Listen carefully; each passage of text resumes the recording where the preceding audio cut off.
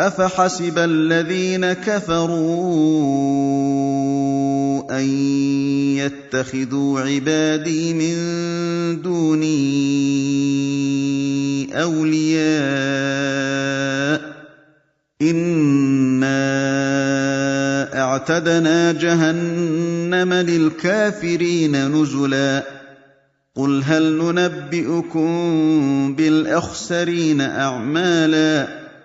الَّذِينَ ضَلَّ سَعْيُهُمْ فِي الْحَيَاةِ الدُّنْيَا وَهُمْ يَحْسَبُونَ أَنَّهُمْ يُحْسِنُونَ صُنْعًا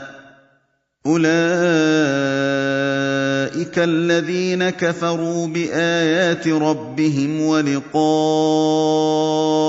فَحَبِطَتْ أَعْمَالُهُمْ فَلَا نُقِيمُ لَهُمْ يَوْمَ الْقِيَامَةِ وَزْنًا ذَٰلِكَ جَزَاؤُهُمْ